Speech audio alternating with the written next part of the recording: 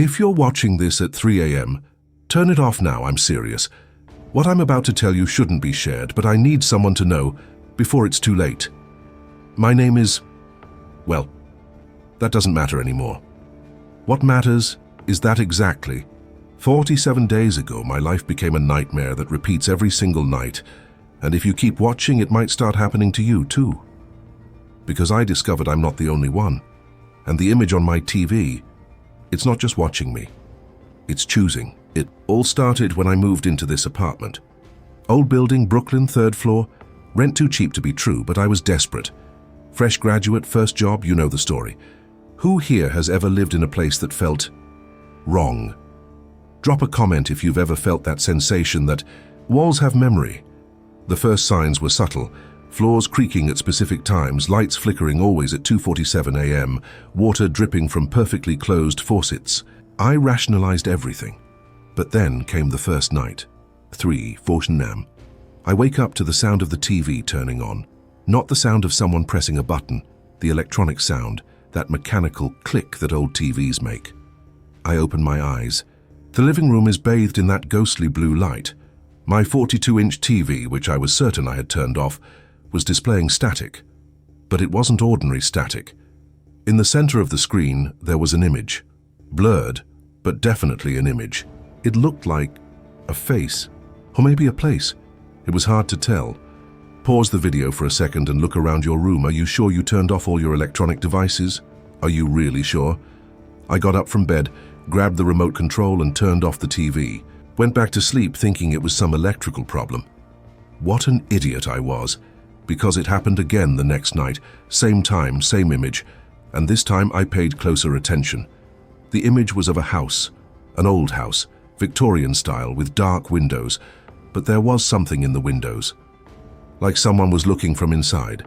I started documenting everything, photos, videos, times. Always 3:14 a.m., always the same duration, exactly 7 minutes and 23 seconds, always without sound. I researched about the time, 3:14 a.m. Some call it the devil's hour, the opposite of 3:14 p.m., which would be a biblical reference. But I discovered something more disturbing. 3:14 is statistically the time when most people die in their sleep. It's not a coincidence. On the 10th night, I decided not to turn off the TV. I wanted to see what would happen if I simply watched back. I sat in the armchair facing the screen, waiting.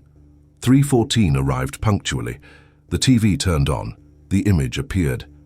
But this time it was different. The house on the screen was closer, as if the camera had zoomed in, and I could see clearly there was someone at the second-floor window, a silhouette, watching me.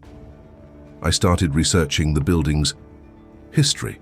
What I found chilled me to the bone. Between 1987 and 2003, 5 tenants from my apartment died, all during sleep, all between 3 and 4 a.m. Families reported that in the days before the deaths, relatives complained about problems with electronic devices.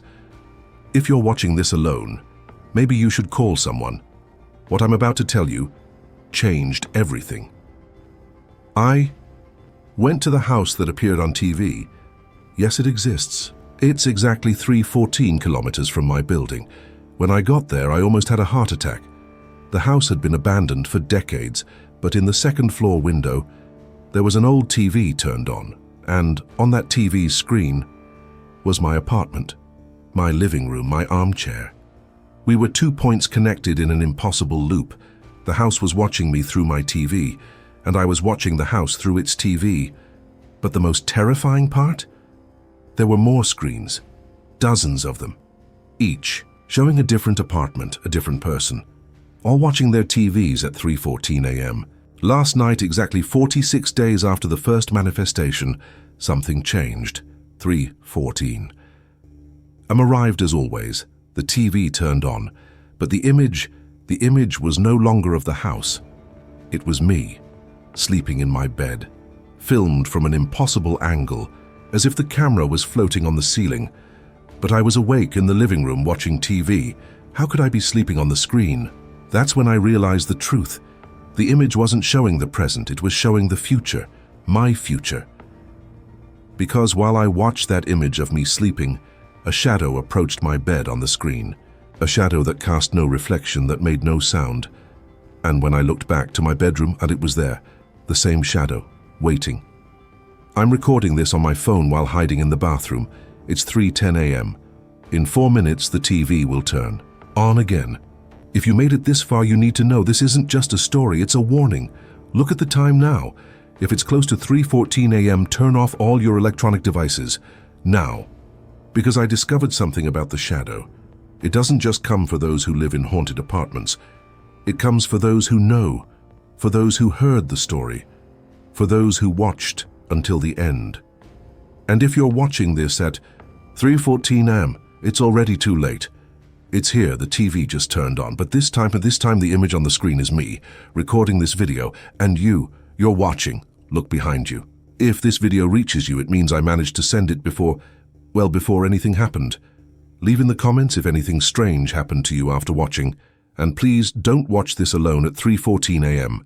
Subscribe to the channel for more stories you might prefer never to have heard. And remember, some stories aren't just stories, some are instructions. I looked at the chair in my living room. It was old, came with the apartment. Mrs. Whitmore said it had belonged to the apartment for decades.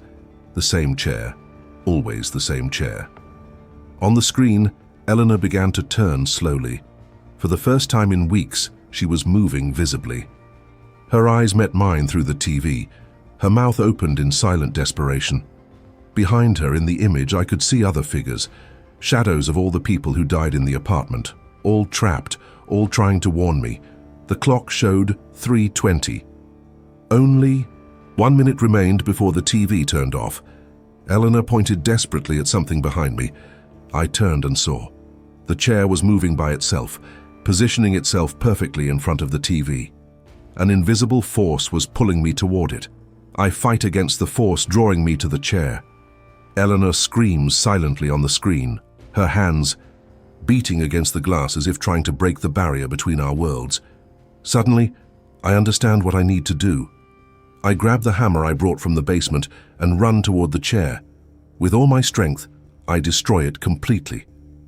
Wood splinters, fabric tears, and a sharp sound like a scream echoes through the apartment. The TV flickers violently. On the screen, Eleanor smiles for the first time. The other shadows behind her begin to disappear, one by one, finally at peace. At 3:21, the TV turns off forever. 3 months have passed. The TV never turned on by itself again. I moved out of the apartment, but not before making sure the chair was completely destroyed. Mrs. Whitmore decided to demolish the building.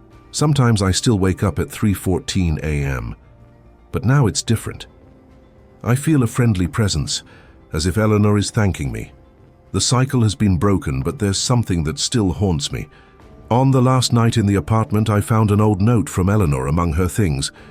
If you're reading this, you managed to break the cycle. But be careful. The entity wasn't destroyed, just released.